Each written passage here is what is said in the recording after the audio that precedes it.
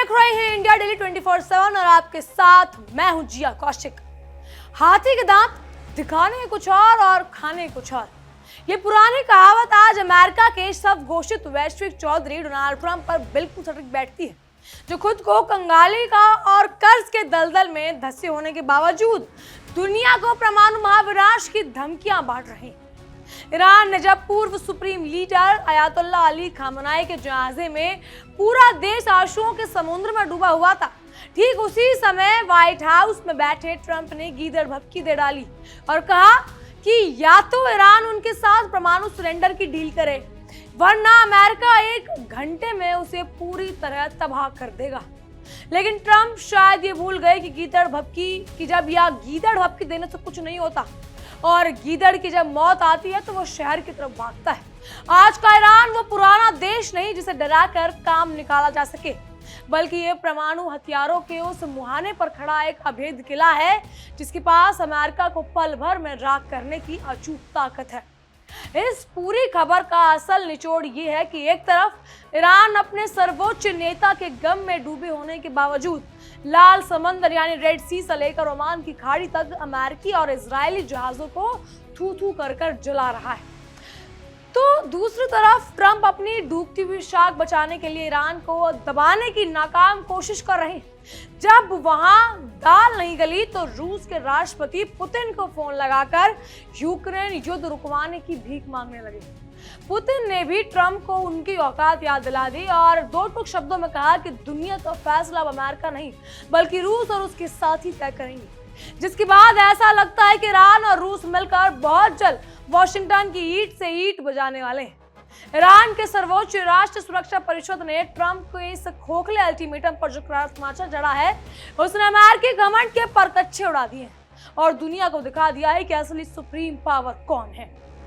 Iran ने साफ शब्दों में सब कहा है कि अमेरिका को चेतावनी दी है कि तमीज से बात करो, वरना हम वो दूसरी भाषा भी जानते हैं जो सीधे घुटनों या घुटने टेकने पर मजबूर कर देती है, क्योंकि ईरान के पास वो खतरनाक एटमी मिसाइलें तैयार हैं जो अमेरिका के नक्शे को हमेशा के लिए मिटा सकती है।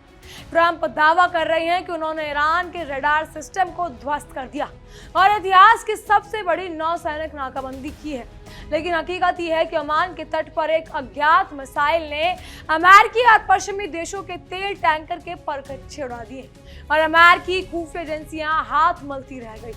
आखिर ये थप्पड़ किसने मारा है?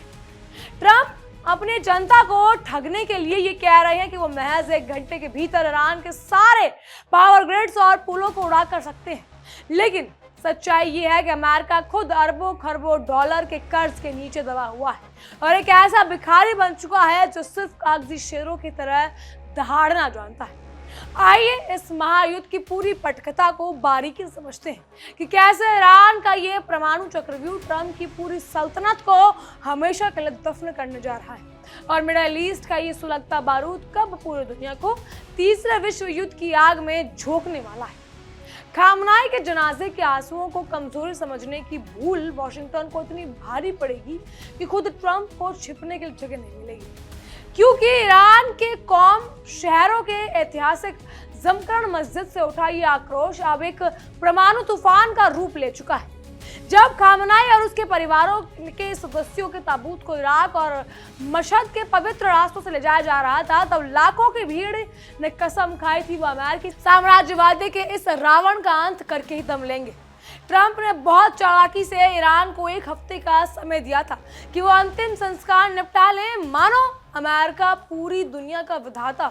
लेकिन ईरान के ये नए नीति निर्धारक ने साफ शब्दों में कह दिया कि वो ट्रंप के किसी भी तथाकथित शांति समझौते को लात मार सकते हैं।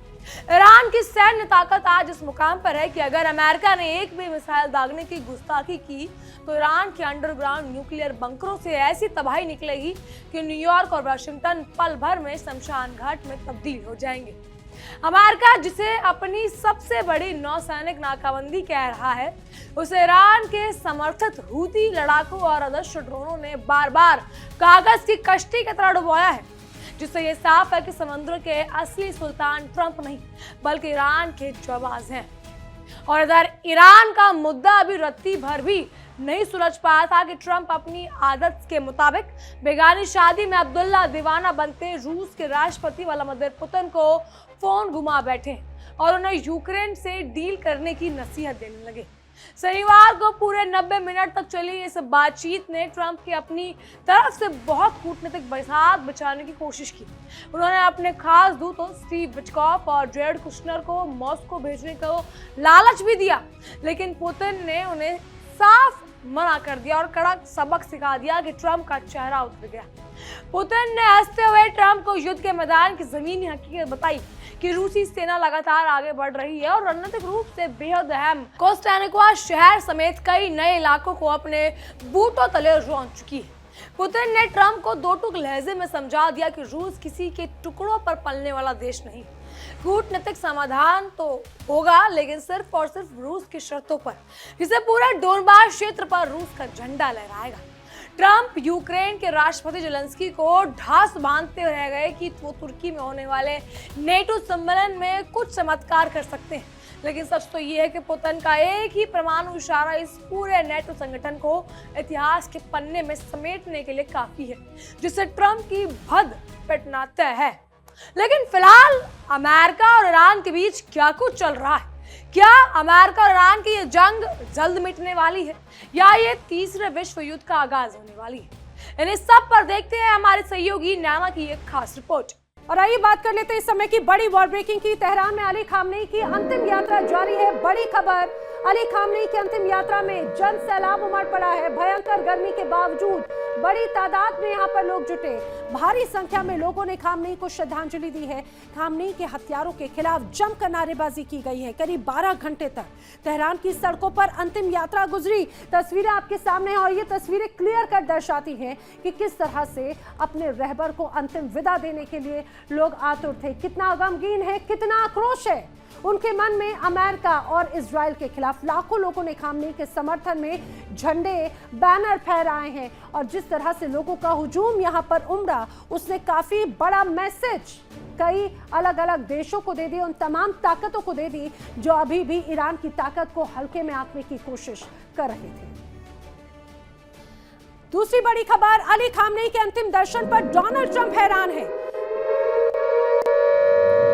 अली खामनेई के जो अंतिम दर्शन है, जिस तरह से लोगों की भीड़ उमड़ी, उस पर डोनाल्ड ट्रंप हैरान हैं। उन्होंने कहा, ईरानी लोगों को रोता देखकर मैं बहुत हैरान हूं। मुझे लगा लोग खामनेई से नफरत करते हैं। ये भी हो सकता है कि आंसू नकली हो। ट्रंप ने अंतिम विदाई के वक्त हमले की धमकी दी थी। एक बार फिर से ये कहा गया कि एक बार में सभी को खत्म कर सकते हैं। डोनाल्ड ट्रंप की ये धमकी लोगों को और भी ज्यादा नाराज कर सकती है। अभी तक वो शायद समझ नहीं पा रहे कि ये जो एकजुटता और ये जो भीड़ है अपने रहबर को विदा करते हुए नजर आ रही है। ये बड़ी ताकत है जो नजर आती है सीधे सीधे अमेरिका के खिलाफ भी। लेकिन डोनाल्ड ट्रंप इस मौके पर भी इसी तरह के बयान देते हुए नजर आए। तो क्या खामनेई के जनाजे में उमड़े जन सैलाब और आंसुओं को देखकर ट्रंप के होश उड़ गए हैं? आंसुओं से क्या डर गए हैं डोनाल्ड ट्रंप? आपको बता दें किस तरह से डोनाल्ड ट्रंप गीदड़ भभकी देते हुए नजर आते हैं।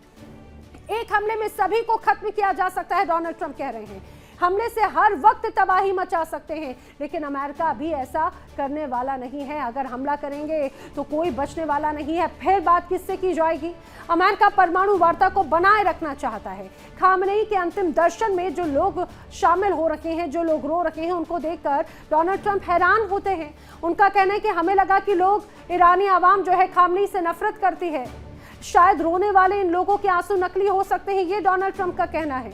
और यही वजह है कि इस पूरे जमावड़े को लेकर उनकी तरफ से गुस्सा, नाराजगी या खुन्नस ये साफ तौर से उनके शब्दों में नजर आई। तेहरान की सड़कें आज ये कहा जाए कि जिस तरह से आंसुओं से काली है, आसमान से बरसती आग भी इस जन सैलाब को रोक नहीं पा रही है। रहबर खामनेई से इजहार मोहब्बत का ऐसा समंदर उमड़ा कि 7 समंदर पार बैठे डोनाल्ड ट्रंप भी दंग रह गए। और ये सिर्फ एक विदाई नहीं, बल्कि वॉशिंगटन से लेकर तेल अवीव तक सीधे और मूक चेतावनी है। उस इंसानी सुनामी को देखकर ट्रंप और नेतन्याहू की बेचैनी 7वें आसमान पर है। तेहरान की सड़कों पर बहे खून और बारूद से महायुद्ध की नई स्क्रिप्ट लिखी जा चुकी है और इजराइल के विनाश का काउंटडाउन भी शुरू हो चुका है।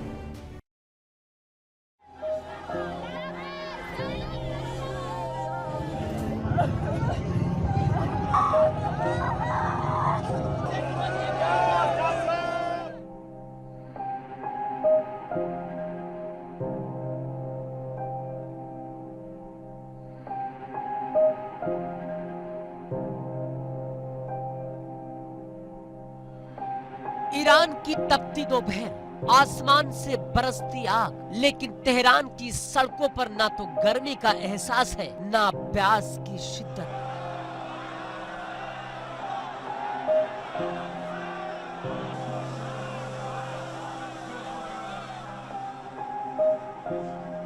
और न ही भूख की चाहत, क्योंकि आज ईरान के सीने में गम का वो ज्वालामुखी फटा है जिसकी तपिश पूरी दुनिया महसूस कर रही है।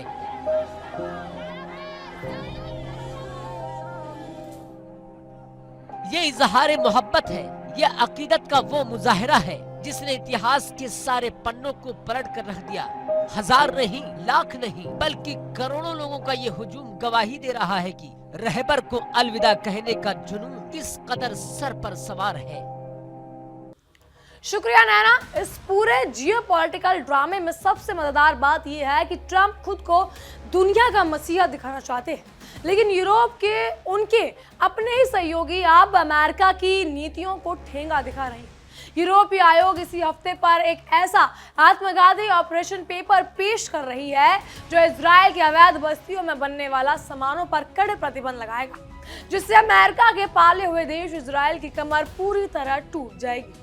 यूरोपीय संघ के विदेश नीति प्रमुख काजा क्लास ने साफ कर दिया कि कब्जे वाले फिलिस्तीनी इलाकों और गोलान हाइट्स में इजराइल की मनमानी अब और बर्दाश्त नहीं की जाएगी, जो इस बात का सबूत है कि ट्रंप का वैश्विक दबदबा पूरी तरह खत्म हो चुका है। अब जब अमेरिका का अपना कुनबा ही बिखर गया तो वो ईरान जैसे परमाणु शक्ति संपन्न देश को क्या खाक डराएगा, जो पहले से ही रूस और चीन के साथ मिलकर एक नया वर्ल्ड ऑर्डर लिख चुका है। ट्रंप की हालात आज उस साइने या कोई जैसी हो चुकी है जो हर जगह अपनी टांग अड़ाता है, लेकिन आखिर में उसकी हाथ सिर्फ नाकामी और थू थू ही लगती है, क्योंकि ईरान के परमाणु इरादों के सामने अमेरिका का हर दाव उल्टा पड़ रहा है। वहीं दूसरी तरफ गाजा पट्टी में हमास ने अपनी प्रशासनिक गवर्निंग कमेटी को भंग करके एक ऐसा जाल बुना है जिसे इजराइल और अमेरिका मीडिया स्टंट कहकर अपनी घबराहट छुपा रही। बेंजामिन नेतन्याहू और ट्रंप मिलकर जिस गाजा शांति प्लान का ढोंग कर रहे थे, हमास ने अपनी इस चाल से इस पूरे प्लान को कचरे के डिब्बे में डाल दिया ताकि उन्हें इजराइल के सामने घुटने न टेकने पड़े। इजरायली सेना ने भले ही दावा किया कि उसने गाजा के 70% इलाकों पर कब्जा कर लिया है, लेकिन हमास के लड़ाके आज भी मलबे में नीचे मिलकर इजरायली टैंकों को उड़ा रहे हैं और नेतन्याहू का निशस्त्रीकरण का सपना एक दुष्ट सपना या दुर्सपना बनकर रह गया है, यानी नाइटमेयर बनकर रह गया है। अमेरिका इजराइल को अरबों खरबों डॉलर की सैन्य मदद तो भेज रहा है, लेकिन खुद अमेरिकी अर्थव्यवस्था का दिवाला निकल चुका है और वहां की आम जनता महंगाई और बेरोजगारी से त्रस्त है। ऐसे में ईरान के खिलाफ किसी भी नए युद्ध की शुरुआत करना अमेरिका के लिए अपने ही पैरों पर कुल्हाड़ी मारने जैसा होगा, क्योंकि ईरान का हर एक मिसाइल बेस इस ताकत में या इस ताक में बैठा है कि कब अमेरिका कोई गलती करे और उसे मटिया मीट किया जा सके। अब अमेरिकी गुरुता का एक और खौफनाक चेहरा तब बेनकाब हुआ जब अमेरिकी कांग्रेस की महिला संसद ने खुद इजराइल की कैद में बंद गाजा के कमाल अदवान अस्पताल के डायरेक्टर पर हो रहे अमानवीय जुल्मों का पर्दाफाश किया। डॉक्टर सूफिया का पिछले 18 महीनों से बिना किसी ट्रायल के नित्याजन जेल के अंडरग्राउंड टॉर्चर सेंटर रखफेत में रखा गया, जहां इजरायली जल्लादों ने उन्हें पीट पीट कर अधमरा कर दिया और उनके सर और आंख गर्दन पर गहरे जख्म है।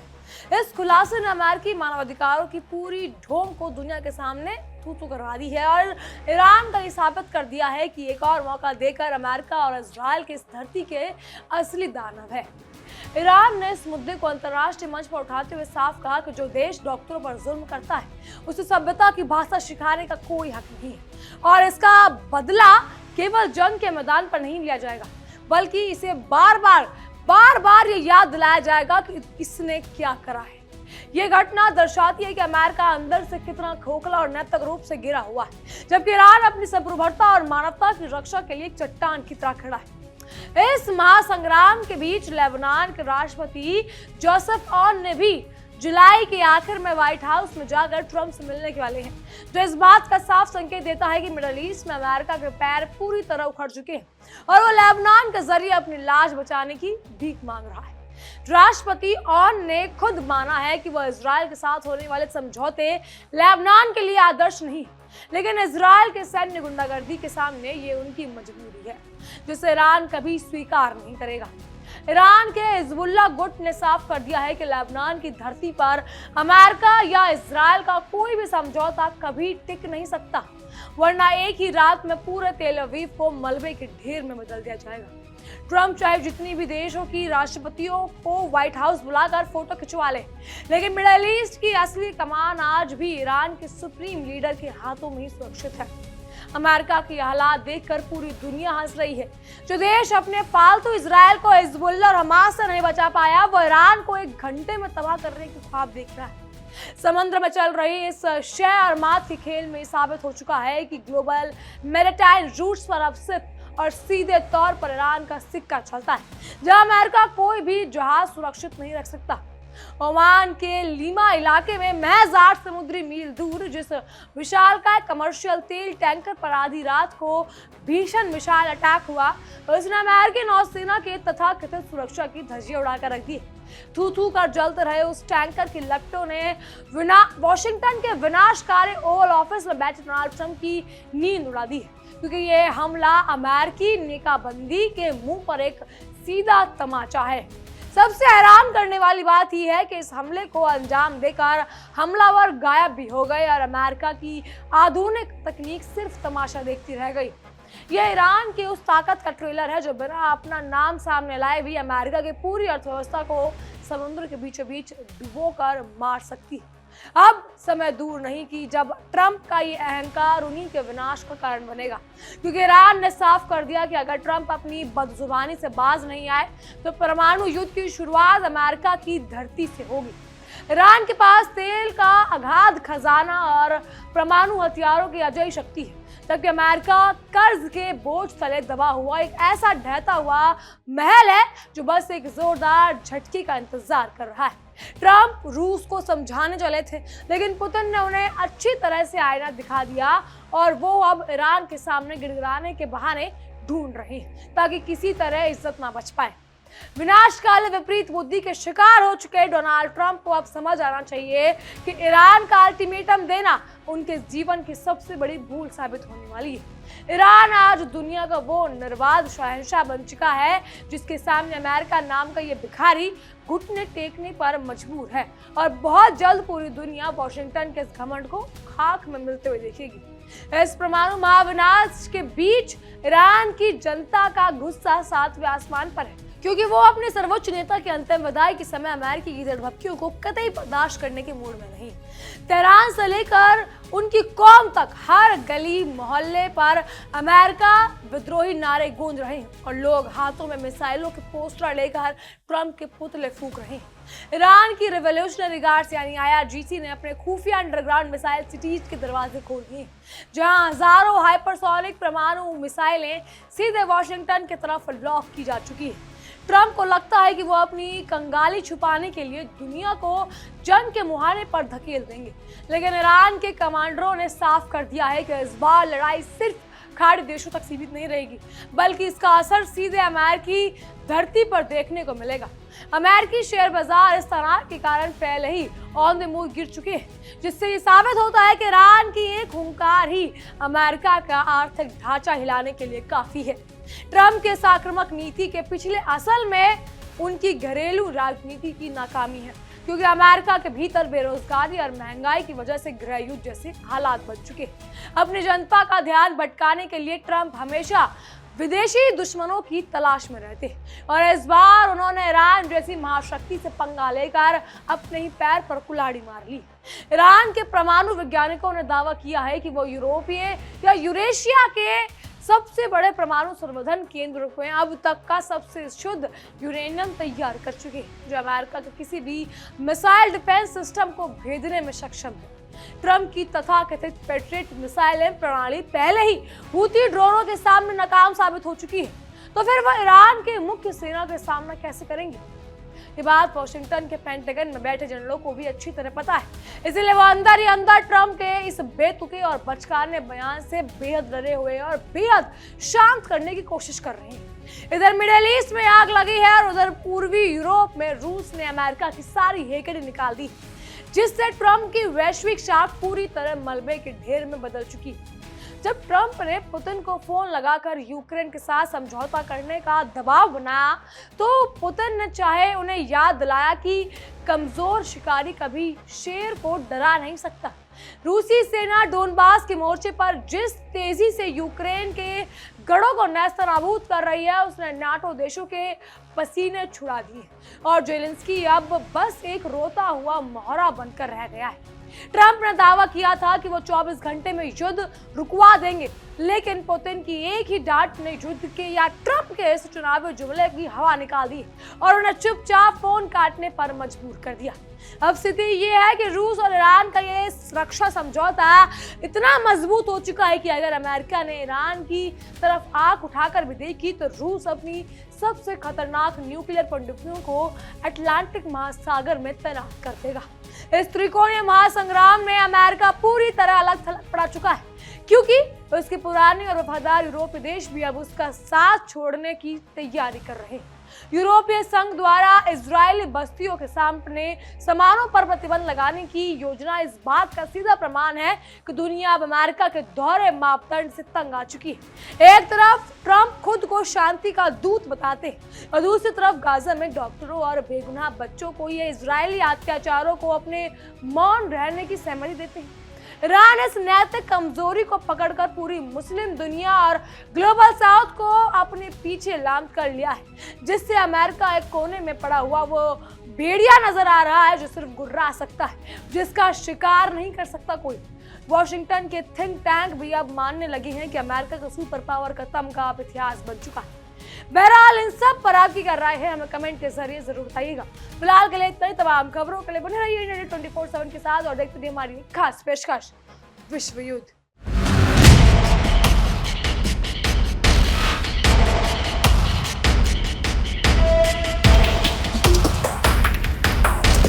देखिए इंडिया डेली 24/7 अब आपकी स्मार्ट टीवी पर।